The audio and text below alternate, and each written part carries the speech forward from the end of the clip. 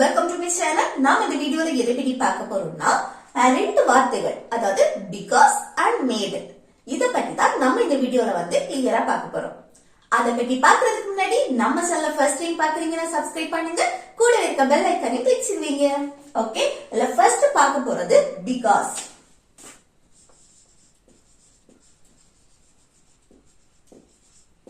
பிகாஸ்ங்கிறது ஒரு இணைப்பு சொல், அதாவது கன்ஜெக்ஷன்.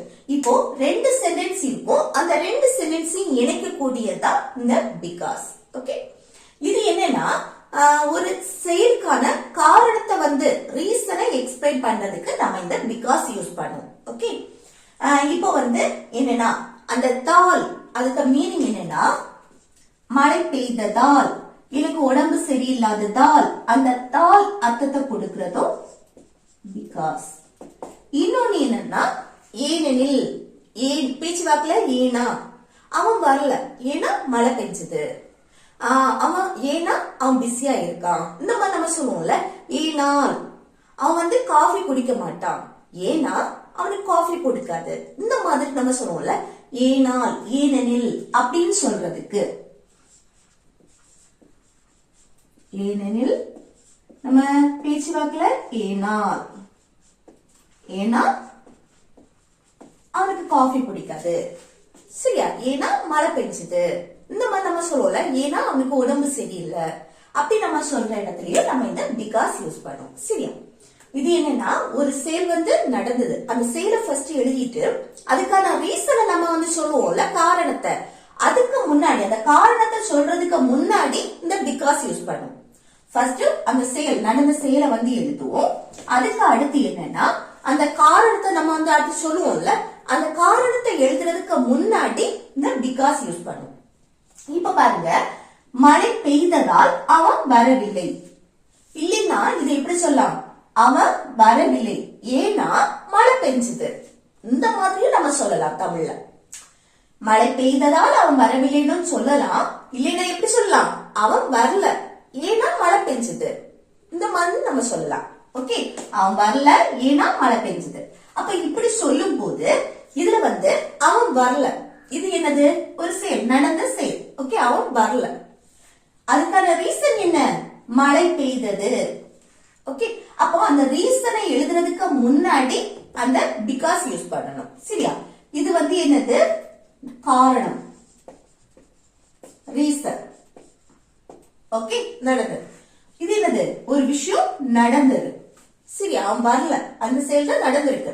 ஆனா அதுக்கான காரணம் என்னது, மழை பெஞ்சது. ஓகே, அப்ப ஃபர்ஸ்ட் இந்த சென்டென்ஸ் எழுதுவோமா, அவன் வரவில்லை. பாஸ்ட், முடிஞ்சு போன விஷயத்தை பத்தி நம்ம பேசுறோம். அப்ப என்ன, சிம்பிள் பாஸ்ட் டென்ஸ் படி சொல்லணும். அவன் வரல அப்படின்னா ஃபர்ஸ்ட் அவன், சப்ஜெக்ட் ஹி.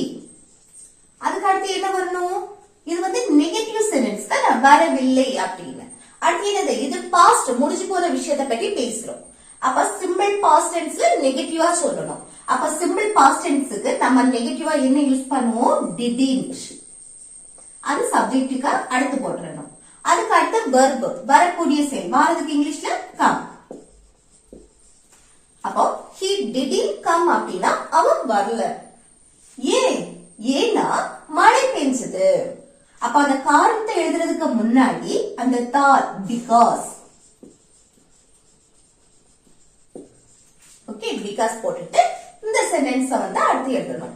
மழை பெய்தது, பாஸ்ட், முடிச்சு போன விஷயத்தை பத்தி தான் பேசுறோம். ஆனா இது என்னது, பாசிட்டிவ் சென்டென்ஸ் தானே. அப்ப என்ன, ஃபர்ஸ்ட் மழையை மென்ஷன் பண்றதுனால இங்க சப்ஜெக்ட் என்ன வரும்னா இட். ஓகே, மழையை நம்ம மென்ஷன் பண்ணும்போது சப்ஜெக்ட் இட். அடுத்து என்னது, மழை பெய்ததுக்கு ரெயின், கூட ஈடி சேர்த்து பேசணும், verb. சரியா, ரெயின். அப்ப மழை பெய்ததால் அவன் வரவில்லை. இது எப்படி சொல்லலாம், மழை பெஞ்சனால அவன் வரல அப்படின்னு சொல்றோம். இல்லைன்னா அவன் வரல ஏன்னா மழை பெஞ்சது அப்படின்னு சொல்றது. ஓகே, அப்ப இது எப்படி சொல்லலாம், he didn't come because it rained. He didn't come because it rained. Okay, அடுத்து எனக்கு உடம்பு சரியில்லாததால் நான் பள்ளிக்கு போகவில்லை. நம்ம சொல்லுவோம்ல, எனக்கு உடம்பு சரியில்லாதனால நான் பள்ளிக்கு போகல, இல்ல நான் பள்ளிக்கு போகல ஏன்னா எனக்கு உடம்பு சரியில்லை, இந்த மாதிரி நம்ம சொல்லுவோம். சரியா, அப்ப இது எப்படி சொல்றது? ஃபர்ஸ்ட் எனக்கு உடம்பு சரியில்லை அப்படிங்கிறது ரீசன். ஓகே, காரணம். நான் பள்ளிக்கு போகல, இது வந்து நடந்த செயல். சரியா? அப்ப என்ன, எப்படி ஃபர்ஸ்ட் இது எழுதுமா? நான் பள்ளிக்கு போகவில்லை. பாஸ்ட் முடிஞ்சு போன விஷயத்தை பற்றி நம்ம பேசுறோம். அப்ப எப்படி நெகட்டிவ் சென்டென்ஸ் தானே. ஃபர்ஸ்ட் நான் ஐ, அடுத்து என்ன வரணும்? didn't. நெகட்டிவ். சரியா? அதுவும் பாஸ்ட். didn't. அடுத்து என்ன? பள்ளிக்கு போகவில்லை. போறதுக்கு இங்கிலீஷ்ல go, verb அப்படி எழுதணும். அதுக்கு அடுத்து என்ன? எங்க போகவில்லை? பள்ளிக்கு. இக்கு ஒரு இடத்துல இருந்து இன்னொரு இடத்துக்கு மூவ் ஆகுறது. சோ to போட்டு ஸ்கூல். ஓகே, அப்ப நான் பள்ளிக்கு போகல அப்படின்னா I didn't go to school. I didn't go to school. ஏன்னா எனக்கு உடம்பு சரியில்லை. ஓகே, அப்போ அந்த ரீசன் எழுதுறதுக்கு முன்னாடி because, அடுத்து எனக்கு உடம்பு சரியில்லை. இப்பவும் உங்களுக்கு உடம்பு சரியில்லை அப்படின்னா அத சிம்பிள் பிரசன்ட் படி எழுதணும். சரி, அந்த சிம்பிள் பிரசன்ட் அப்படின்னா இதுல வந்து என்னன்னா உடம்பு சரியில்லாததை மென்ஷன் பண்ணும்போது அங்க பி வெர்ப் தான் யூஸ் பண்ணுவோம். B verb am, is, are, was, were, will be. சரியா? அப்போ பிரசன்ட்க்குனா am, is, are இந்த மூணு யூஸ் பண்ணுவோம். பாஸ்ட்னா was, were யூஸ் பண்ணுவோம். will be ஃபியூச்சரை மீன் பண்ணி யூஸ் பண்றது. அப்போ இப்போ உடம்பு சரியில்லாததை மென்ஷன் பண்ணும்போது மெயின் வெர்பா நம்ம யூஸ் பண்றது இந்த பி வெர்ப் தான் யூஸ் பண்ணுவோம். சரியா? அப்போ நம்ம பாஸ்ட பத்தி பேசுறோம். இப்போ எனக்கு உடம்பு நார்மல் ஆயிடுச்சு, கிளியர் ஆயிடுச்சு, இப்ப நான் நல்லா தான் இருக்கேன் அப்படின்னா இது வந்து பாஸ்ட பத்தி நம்ம பேசுறது. எனக்கு உடம்பு சரியில்லாததா நான் வந்து பள்ளிக்கு போகலாம். இப்போ நீங்க நல்லா இருக்கீங்க, ஆனா பாஸ்ட பத்தி நீங்க பேசுறீங்கன்னா இங்க வந்து நம்ம என்ன எழுதணும்? was இல்லனா were இத யூஸ் பண்ணணும். சரியா? இதே இது உங்களுக்கு இப்பவும் உடம்பு சரியில்லை, பிரசன்ட்லயும் இப்பவும் உடம்பு சரியில்லாம இருக்கு அப்படின்னா இந்த மூணுல ஒண்ணு யூஸ் பண்ணலாம். am, is, are இது வந்து எது சப்ஜெக்ட பொறுத்து யூஸ் பண்றது. இப்போ இந்த சப்ஜெக்ட் என்ன? எனக்கு. எனக்குன்னா தன்னை குறிக்கிறது. அப்போ நம்ம வந்து பிரசன்ட்க்கு am யூஸ் பண்ணுவோம், பாஸ்ட்னா was யூஸ் பண்ணுவோம். சரியா? இப்போ நான் பாஸ்ட் பத்தி பேசுறேன். அப்ப எப்படி? அப்போ I சப்ஜெக்ட் I எழுதியாச்சு. அடுத்து என்ன? was. I was. அடுத்து உடம்பு சரியில்லாததுக்கு sick. ஓகே, அப்ப எனக்கு உடம்பு சரியில்லாததா நான் பள்ளிக்கு போகல அப்படின்னா I didn't go to school because I was sick. Okay, I didn't go to school because I was sick. இல்ல நீங்க வந்து பிரசன்ட்ல இப்பவும் உங்களுக்கு உடம்பு சரியில்லை அப்படின்னா இந்த was இருக்குல்ல, இந்த இடத்துல நம்ம வந்து am யூஸ் பண்ணணும். I am sick அப்படின்னு போட்டா போதும். சரியா? I didn't go to school because I am sick. Okay, next எனக்கு காஃபி பிடிக்காததால் நான் அதை குடிக்கிறது இல்ல. நம்ம சொல்லுவோம்ல, எனக்கு வந்து காஃபி பிடிக்காது அதனால நான் குடிக்கிறது இல்லைன்னு சொல்லுவோம். சரியா? அப்போ எனக்கு காஃபி பிடிக்காததா இல்ல நான் வந்து காஃபி குடிப்பதில்லை ஏன்னா எனக்கு காஃபி பிடிக்காது இப்படியும் நம்ம சொல்லுவோம் தானே. அப்ப எப்படி? நான் அதை குடிப்பதில்லை. அப்ப இத ஃபர்ஸ்ட் எழுதுவோமா? அப்ப எப்படி? குடிப்பதில்லை அப்படின்னா இப்ப வந்து ரெகுலரா ஒரு விஷயத்த பண்றதில்லைன்னு அர்த்தம். வழக்கமா ஒரு விஷயத்த என்னது பண்றதில்ல அப்படின்னு சொல்றது. அப்ப இத வந்து நம்ம சிம்பிள் பிரசன்ஸ் படி சொல்லுவோம். ஓகே, ரெகுலரா ஒரு விஷயத்த பண்றதில்ல அப்படின்னு சொல்லும்போது இத வந்து சிம்பிள் பிரசன்ட். சிம்பிள் பிரசன்ஸ் படி எப்படி? நான் அதை குடிப்பதில்லை. அப்போ சப்ஜெக்ட் நான் ஐ, அடுத்து நெகட்டிவ் சென்டென்ஸ் தானே. அப்ப டோன்ட் இல்லனா டசன்ட் சேர்க்கணும். இங்க சப்ஜெக்ட் ஐ வந்திருக்கனால இங்க டோன்ட். அடுத்து என்ன வரணும்? வெர்ப் குடிப்பதில்லை, குடிக்கக்கூடிய செயல். காஃபியை குடிக்கிறது, அப்ப குடிக்கிறதுக்கு ட்ரிங்க். அடுத்து என்ன வரணும்? அதை. நான் வந்து காஃபியை மெயின் பண்ணி நம்ம சொல்றோம். அப்போ இதுல வந்து நம்ம இது செகண்டா எழுதுவோம், இத ஃபர்ஸ்டா எழுதுறோம் தானே இந்த சென்டென்ஸ. ஆனா ஃபர்ஸ்டா எழுதும் போது தான் இந்த காஃபியை நம்ம மென்ஷன் பண்ணுவோம். சரியா? அப்ப அதை இருக்க இடத்துல நம்ம காஃபியை பத்தி தானே பேசுறோம். சோ அதை நம்ம ஃபர்ஸ்ட் எழுதுறோம். ஓகே, அப்போ ட்ரிங்க் காஃபி. ஓகே, நான் அதை குடிப்பதில்லை அப்படின்னா நான் காஃபியை குடிக்கிறது இல்லை. அப்ப I don't drink coffee. coffee. I don't drink coffee. அடுத்து ஏனால் because எனக்கு காஃபி பிடிக்காது. ஓகே, இத வந்து நம்ம எப்படி சிம்பிள் பிரசன்ஸ் படி நம்ம நெகட்டிவா சொல்றோம். சரியா? எனக்குன்னா சப்ஜெக்ட் ஆல். அடுத்து என்ன வரும்? எனக்கு காஃபி பிடிக்காது அப்படின்னு நெகட்டிவ். அப்போ டோன்ட். லைக் பிடிக்காது அப்படின்னா லைக் verb. Don't like. சரியா? பிடிக்காது. அடுத்து காஃபி, திரும்ப அதை பத்தி தான் நம்ம பேசுறோம். சோ அதுக்கு ஈட்டு போட்டுடலாம். ஓகே, அப்போ எனக்கு காஃபி பிடிக்காததால் நான் அதை குடிப்பதில்லை அப்படின்னு சொல்றதுக்கு I don't drink coffee because I don't like it.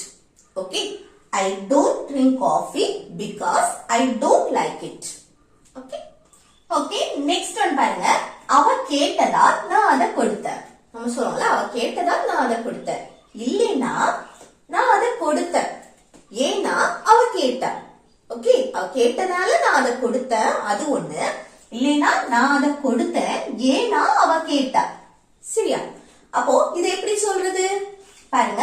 அவ கேட்டதால அப்படின்னு சொல்றது. ஓகே, நான் அதை கொடுத்தேன். அப்ப நான் அதை கொடுத்தேன் அப்படின்னு சொல்றது பாஸ்ட் முடிஞ்சு போன விஷயம். அப்ப இதை எப்படி சொல்றது? நான் ஐ, அடுத்து என்ன வரணும்? இது வந்து பாசிட்டிவ் சென்டென்ஸ் தானே. அப்ப நான் அதை கொடுத்தேன். அப்ப அடுத்து என்ன எழுதணும்? verb எழுதணும். கொடுக்கிறதுக்கு இங்கிலீஷ்ல give, அதோட பாஸ்ட் gave. அடுத்து அதைனா it. I gave it அப்படின்னா நான் அதை கொடுத்தேன். ஓகே, அவ கேட்டதுனால. அப்ப அவள் கேட்டதால் அப்படின்னா பாஸ்ட் முடிஞ்சு போன விஷயம். Because dal. பிகாஸ் அடுத்து என்ன வரணும்? சப்ஜெக்ட் அவள் she. அடுத்து கேட்டதால் கேட்கக்கூடிய செயல். கேட்கறதுக்கு ask, அது பாசிட்டிவ் ஃபார்ம்ல ed கூட சேர்க்கணும். verb V2 ஃபார்ம்ல இருக்கும் asked. அப்போ அவ கேட்டதுனால நான் அதை கொடுத்தேன். இல்லைன்னா நான் அதை கொடுத்தேன் ஏன்னா அவ கேட்டா. இப்படி சொல்லணும்னா இது எப்படி சொல்றது? I gave it because she asked. I gave it because she asked. Okay, அடுத்து ஃபிஃப்த் ஒன் பாருங்க. நான் அவங்கிட்ட கடைக்கு போக சொன்னதால் அவன் போனா. இது வந்து ஹோம்வொர்க். சரியா? நான் அவங்கிட்ட கடைக்கு போக சொன்னதால் அவன் போனா. இது உங்களுக்கான ஹோம்வொர்க். இது எப்படி பண்ணணும்னு கமெண்ட் பாக்ஸ்ல கமெண்ட் பண்ணுங்க. ஓகே, நெக்ஸ்ட் இங்க என்னன்னா மேட். இந்த மேட்ங்கிற வார்த்தையை பற்றி நம்ம பார்க்கலாம். ஓகே, நெக்ஸ்ட் பாருங்க மேட். மேட்ங்கிறது என்னன்னா மேக் இருக்குல்ல, மேக்கோட பாஸ்ட் தான் made. Make V1 present form. மேக்கோட பாஸ்ட் என்னது? Made V2. ஓகே, மேக்ங்கிறது என்னது? ஒரு செயலை செய்ய வைக்கிறது. ஓகே, ஒரு செயலை செய்ய வைக்கிறதுக்கு நம்ம மேக் யூஸ் பண்ணுவோம். அதே இது பாஸ்ட்னா செய்ய வைத்தேன் அப்படின்னு ஒரு ஃபோர்ஸ் பண்ணி கட்டாயப்படுத்தி செய்ய வைக்கிறது, அந்த அர்த்தத்தை கொடுக்கிறது. சரியா? அப்போ மேக்ங்கிறது வைக்கிறேன், ஒரு செயலை செய்ய வைக்கிறது. மேடுங்கிறது வைத்தேன் பாஸ்ட். இப்போ எக்ஸாம்பிள் பாருங்க. நான் அவளை சாப்பிட வச்சேன், நான் அவளை தூங்க வச்சேன், நான் அதை வாங்க வச்சேன், நான் மன்னிப்பு கேட்க வச்சேன், நான் காத்திருக்க வச்சேன், நான் அழ வச்சேன், இந்த மாதிரி நம்ம சொல்லுவோம்ல, நான் சிரிக்க வச்சேன் அப்படின்னு. அப்படி நம்ம சொல்ற இடத்துல அந்த வைத்தேன் அதுக்குதான் நம்ம வந்து மேட் யூஸ் பண்ணுவோம். சரியா? அப்போ ஃபர்ஸ்ட் எக்ஸாம்பிள், நான் அவளை சாப்பிட வைத்தேன். பேச்சு வாக்குல நான் அவளை சாப்பிட வச்ச அப்படின்னு சொல்லுவோம் தானே, சாப்பிட வச்ச. ஓகே, அப்ப இது எப்படி சொல்றது? ஒரு கட்டாயப்படுத்தி ஒரு ஃபோர்ஸ் பண்ணி செய்ய வைக்கிறது. சரி, அப்போ ஃபர்ஸ்ட் சப்ஜெக்ட் நான் ஐ, அடுத்து என்ன வரணும்? அவளை சாப்பிடியதும் ஒரு verb, வைத்தேன் அப்படிங்கறதும் verb தான். ஆனா லாஸ்ட் ஒன்னதான் நம்ம மெயின் verb-ஆ எடுப்போம். வைத்தேன் அதுக்கு என்னது? மேட். அடுத்து என்னது வரணும்னா ஆப்ஜெக்ட் அவளை. Okay, her, அவளைனா her. ஓகே, அடுத்து இன்னொரு verb வந்திருக்கு, அதை அப்படியே எழுதணும். சாப்பிட்டதுக்கு இங்கிலீஷ்ல eat. இதுல வந்து என்னன்னா நீங்க வந்து இன்ஃபினிட்டி ஃபார்ம்ல எழுதக்கூடாது. the made make வந்துச்சுன்னா அடுத்து வர verb எப்பவுமே present ஃபார்ம்ல தான் இருக்கும், இன்ஃபினிட்டி ஃபார்ம்ல எழுதக்கூடாது. சரியா? அப்போ நான் அவளை சாப்பிட வச்ச அப்படின்னா I made her eat. Okay, I made her eat. அடுத்து நான் அவளை தூங்க வச்சேன். இது எப்படி சொல்லலாம்? நான் அவளை தூங்க வச்சேன். இந்த கட்டாயப்படுத்தி ஃபோர்ஸ் பண்ணி தூங்க வைக்கிறது. சரியா? அப்ப நான் அவளை தூங்க வச்சேன் அப்படின்னா நான் சப்ஜெக்ட் ஆகி அடுத்து வைத்தேன் அதுக்கு மேட். அதுக்கப்புறம் என்னது? அவளை her. தூங்குறது sleep. ஓகே, நான் அவளை தூங்க வச்சேன் அப்படின்னா I made her sleep. I made her sleep. Okay, நான் அவளை தூங்க வச்சேன். இது ஒரு நேம் நீங்க மென்ஷன் பண்றீங்க. நான் வந்து கவினை தூங்க வச்சேன் அப்படின்னா I made, இங்க என்ன வரணும்? herக்கு பதில் கவின், அந்த நேம் நம்ம மென்ஷன் பண்ணணும். I made Kavin sleep. Okay, நான் என் தம்பியை தூங்க வச்சேன் அப்படின்னா I made my brother sleep. Okay, அடுத்து பாருங்க, அவன் என்ன மன்னிப்பு கேட்க வச்சான். நம்ம சொல்லுவோம்ல, அவன் வந்து என்ன மன்னிப்பு கேட்க வச்சான். இது எப்படி சொல்றது? பாருங்க, அவன் சப்ஜெக்ட் he, என்னை மன்னிப்பு கேட்க வைத்தான், வைக்கிறதுக்கு made. அதுக்கு அடுத்து என்னை, என்னைனா me. அதுக்கப்புறம் மன்னிப்பு கேட்கிறது apologize.